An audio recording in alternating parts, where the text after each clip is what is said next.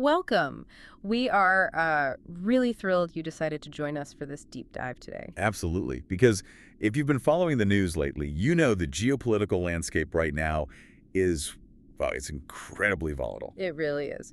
But today, we're going to take you beyond those standard headlines. We are stepping into a space that is largely invisible, yet it impacts, every single aspect of your daily life. Right, we're doing a real-time exploration of a rapidly unfolding global crisis.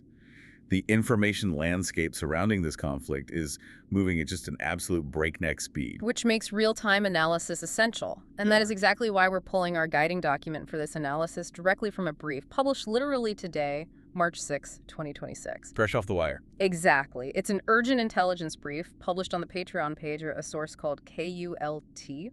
They meticulously track the intersection of geopolitics and economics. And this specific document details the immediate massive cyber fallout from the recent kinetic military operations in the Middle East. So our mission for you today is to trace exactly how physical warfare instantly translates into digital warfare. Because we're looking at a scenario where the boundary between a physical battlefield and a digital one has essentially vanished. Yeah. By the end of this conversation, you will understand why no global network, no matter where you happen to live, is truly isolated from these shockwaves. It's all connected. It is. Yeah. So let's set the stage with the physical events, the kinetic trigger that set all of this into motion.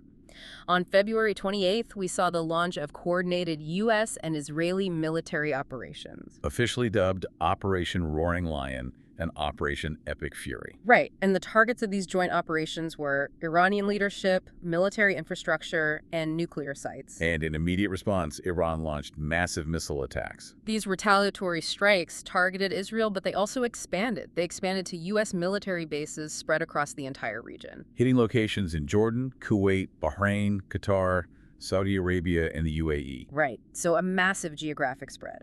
What's fascinating here is that while the world's attention was understandably captivated by the sky, watching the missiles and the explosions. Exactly, the immediate kinetic destruction, an entirely parallel war was erupting in the digital shadows at the exact same moment. The physical strikes were just one half of the equation. Precisely. The moment those kinetic operations began, an invisible, silent network of cyber escalation was triggered globally. Okay, let's unpack this, because looking at the brief, the sheer scale of what happened in the digital realm immediately following February 28 is, it's staggering. It really is. Can you walk us through what the data from CloudSec is actually showing us about that initial wave? Yeah, so the CloudSec data paints a picture of an absolute barrage. In just a tiny 72-hour window between February 28 and March 2, there were more than 150 recorded cyber incidents attributed to hacktivists. 150 in 3 days. 3 days. We are talking about massive DDoS attacks, flooding networks to the point of collapse, widespread website defacements, and really severe data exfiltration operations. Where threat actors are actively ripping sensitive files out of servers. Exactly. And scanning the targets listed here, they weren't just going after random websites or blogs. The attacks were laser-focused on government entities, the financial sector, aviation, and critical infrastructure. Which tells us this was a highly targeted attempt to disrupt the foundational pillars of functioning societies in that region. They wanted to cause chaos. Right. And the intelligence community recognized the severity immediately. During that same short window, threat intel alerts were issued by the biggest heavy hitters in the industry. We're talking Google, Mandiant, Cloudflare, Microsoft. Yes. And when all of those entities are flashing red simultaneously, it indicates a structural shaking of the regional digital landscape.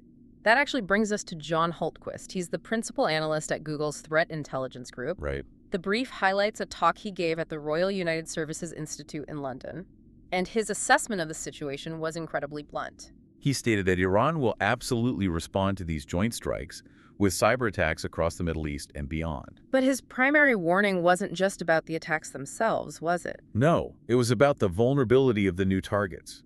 He pointed out a crucial shift in the conflict's dynamic. How so? Well, previously, when analyzing this specific cyber conflict, Iran was primarily targeting Israel. And from a cybersecurity perspective, Israel is a mature state with incredibly advanced security capabilities. They've spent decades building digital armor. Exactly. They are prepared for state-sponsored attacks. But now, the physical conflict has expanded to include U.S. bases in bystander nations. Like the ones we mentioned earlier. Right. And consequently, the digital conflict has expanded to those nations' networks as well. And those bystander nations simply do not possess that same level of digital armor. They lack that maturity, yes. Yeah. Hultquist warned that these new targets just do not have these cyber defenses required to withstand the level of sophisticated assault that is currently hitting them. It's basically the difference between throwing a digital punch at a heavyweight champion who's braced for impact Versus throwing that same punch at someone who hasn't spent years hardening their critical infrastructure. Yeah. That vulnerability gap is what makes this current escalation so uniquely dangerous and really difficult to contain. Here's where it gets really interesting and honestly a little terrifying for you listening at home. The source brings in research from Check Point regarding a very specific type of vulnerability. IP cameras. Yes, everyday security cameras. The brief specifically names Hikvision and Dahua IP cameras. Right, very common brands. Very common.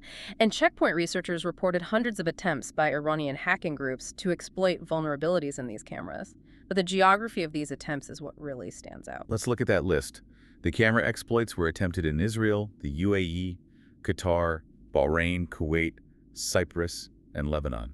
The geographical overlap there is, well, it's the key to understanding the strategy, right? Absolutely, because those are the exact same countries targeted by the physical Iranian missiles. But why cameras, though? I get a hacker wanting to look at a lobby or a street corner to cause some paranoia, but what is the actual strategic value of a security camera for a military operation of this scale? It completely bridges the gap between the digital and the physical. Historically, Iran has used compromised IP cameras for actual battlefield reconnaissance. So they hijacked the visual feed of a civilian camera? Or a commercial camera, yeah, to verify coordinates, assess physical defenses, or confirm the impact of a kinetic strike. That is wild. And even more alarming, they use them for real-time missile guidance. Wait, they are using a camera on a random street corner to guide a kinetic weapon to its target? Yes, they are literally turning civilian infrastructure into military hardware. That is terrifying. The Check Point researchers issued a severe warning about this. They said a digital breach of this nature has to be viewed differently now. It's not just a privacy issue anymore. Exactly. A hacked camera isn't just someone snooping. It is a potential early indicator of subsequent kinetic activity. So for the people living in those targeted countries, a sudden loss of connection to their security network or just a glitch in their camera feed Might actually mean a physical strike is imminent. That perfectly illustrates the mission of our Duck Dive today, showing you how the digital and physical worlds are now just completely intertwined. They are inseparable. Which leads us to the actors behind these digital operations. The intelligence brief specifically highlights an Iranian spying group known as Muddy Water. Right. And to be clear, based on the intel, Muddy Water is directly linked to Iran's Ministry of Intelligence and Security. So they are state-backed operators. Yeah. Highly resourced, highly trained, and operating with a distinct national agenda. Rather than just financial motivation like your standard hacker. And that national agenda becomes terrifyingly clear when you look at the revelations from Symantec and Carbon Black detailed in the brief. Just this week, researchers discovered that Muddy Water had successfully established access points on the networks of several highly sensitive targets. Very sensitive. We're talking about a U.S. bank, an airport-linked entity, and an Israeli software company. And they achieved this using a brand new, previously unknown backdoor. A newly minted piece of malware designed specifically to bypass existing security protocols. The brief notes this specific backdoor has been dubbed Dindor. Dindor, which sounds like a bad app for buying furniture, but it's actually a backdoor into U.S. banks. Right. How did they get this in there, and maybe more importantly, when? Because the timeline here is the detail that truly stops you in your tracks. If we connect this to the bigger picture, the timeline shift changes everything about how we understand this conflict. Okay, walk us through it. When Symantec and Carbon Black analyzed the intrusions into this U.S. bank and the airport entity, the timestamps revealed something crucial. These digital break-ins didn't happen as a reaction to the military operations on February 28th. Right. The intrusions began before the attacks. Let that sink in for a second. They were already inside the networks before the first missile was ever fired. This is a classic example of what intelligence communities call pre-positioning. Pre-positioning. Right. Muddy Water wasn't scrambling to retaliate. By quietly installing the Dindor backdoor into a U.S. bank and an aviation entity weeks or months prior, They were securing a foothold. They were placing themselves in what the researchers called a highly dangerous position to launch future attacks. It proves this was a long-term calculated strategy. It wasn't just reactionary. Right, because you don't accidentally infiltrate a highly secure U.S. financial institution. No, you do it methodically, you establish your back door, and then you sit and wait in the dark. Just biding your time. You wait for the geopolitical trigger that gives you the green light to turn that dormant access into an active attack. And pre-positioning like that requires immense patience and resources. Which points directly back to the state-sponsored backing. So what does this all mean? We have massive DDoS campaigns hitting bystander nations, civilian security cameras being hijacked for missile guidance, and state-backed hackers pre-positioning backdoors into U.S. banks and airports. It's a massive escalation. What is the immediate future of this threat landscape? According to John Holtquist from Google, the next phase is going to be heavily defined by deception. And deception is a powerful tool when a state actor wants to cause maximum damage while maintaining a layer of plausible deniability. Plausible deniability, because if an attack looks like it was carried out by a random criminal gang. It complicates the diplomatic and military response. You don't know who to hit back. Right. Holtquist predicted that Iran will heavily deploy hacktivist and ransomware operations as fronts for their state-backed cyber campaigns. His exact quote from the source is, "I expect ransomware incidents that aren't actually ransomware incidents." Yes. Can you break down the mechanics of that for us? Sure. Traditional ransomware is financially motivated. A hacker locks your system, encrypts your files, and demands cryptocurrency in exchange for the decryption key. It's a ruthless business model, but it is a business. Exactly. What Holtquist is warning about is state-sponsored destructive malware, often called wiper malware, dressing up in the clothes of ransomware. So they deploy a screen demanding a payout, making it look like a standard shakedown. But behind the scenes, there is no decryption key. The goal isn't to extort money. The goal is destruction. Total data destruction and operational paralysis. They want to permanently wipe the servers. Wow. If you are listening to this and thinking ransomware just means paying a few $100 in Bitcoin to get your laptop back, Holtquist is warning us that this is entirely different. Completely different stakes. Imagine trying to log into your bank or an airline trying to access its flight manifests, and the data simply does not exist anymore. And there's no way to buy it back. Yeah. He expects these deceptive, destructive attacks against the U.S., the Gulf Cooperation Council countries, and anyone else who is perceived to have incurred Iran's wrath at this point. And while all of this offensive capability is being projected outward, the brief details a fascinating internal dynamic happening within Iran right now. Right. The alert from the UK. Yes, the UK's National Cybersecurity Centre, the NCSC, issued their own severe alert this week. They urged organizations with operations in the Middle East to immediately strengthen their defenses, but they highlighted a really compelling paradox regarding internet access. The NCSC specifically warned about the internal internet blackouts within Iran. The government has heavily restricted domestic internet access, likely to control the flow of information among its citizens. Which we've seen before. We have. However, the NCSC noted that despite these blackouts, Iranian and state-linked cyber actors almost certainly maintain the capability to conduct cyber activity externally. It seems contradictory at first glance. How do you launch a massive global cyber offensive when the internet in your own country is turned off? It highlights the sophisticated architecture of state-level cyber warfare.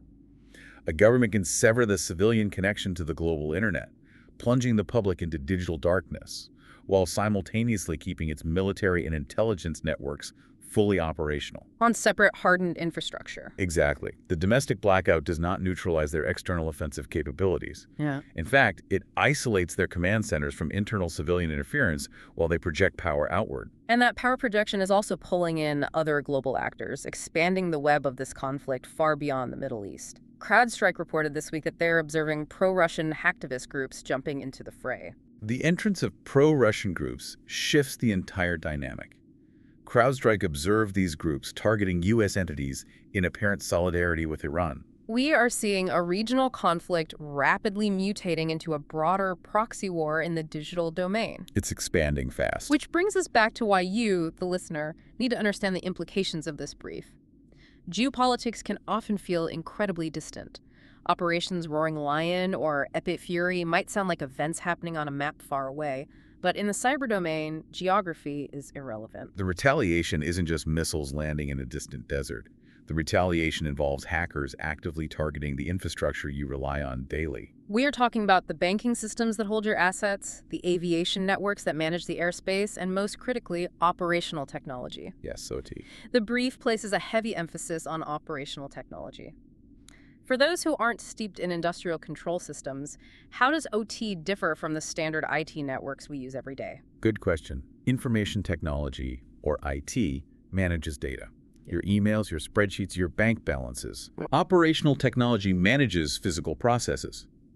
OT is the hardware and software that controls the water treatment facilities, the power grids, the traffic lights, the manufacturing floors. It is the bridge between computer code and the physical world. Exactly. The intelligence brief notes that, thankfully, no confirmed successful intrusions into critical operational technology systems have been publicly disclosed prior to earlier this week. Which is good news. But Holtquist left us with a very ominous warning about these threat actors regarding OT. He stated, they are really good at operating in this nebulous space. The nebulous space between annoying digital disruptions and catastrophic physical consequences. Because when a threat actor breaches an IT network, they steal data.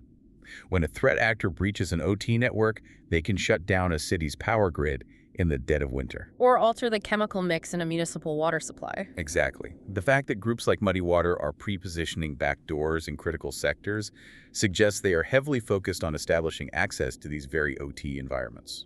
It underscores the ultimate fragility of the interconnected systems we take for granted.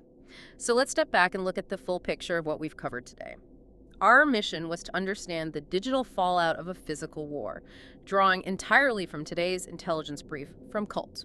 And the data is clear. To summarize the facts, coordinated kinetic military strikes on February 28th instantly triggered an avalanche of over 150 severe cyber incidents in just 72 hours.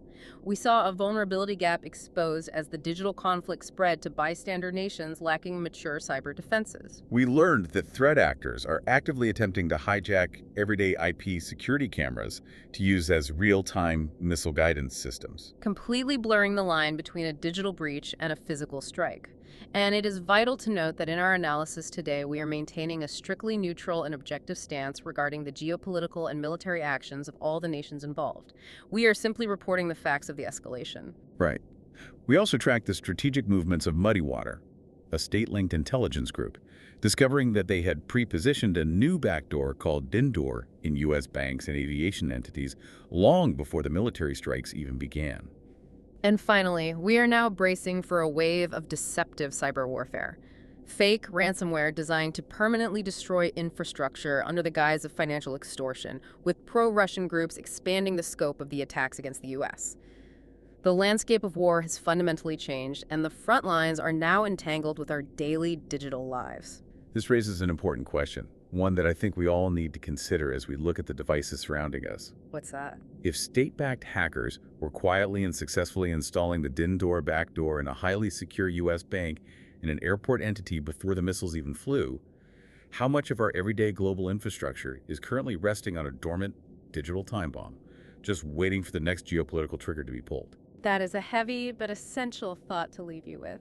Thank you so much for joining us on this deep dive today. We know this is intense material, but understanding the unseen mechanics of these conflicts is the first step toward navigating them. We encourage you to stay curious, keep an eye on the systems you rely on, and always keep questioning the world around you. Until next time.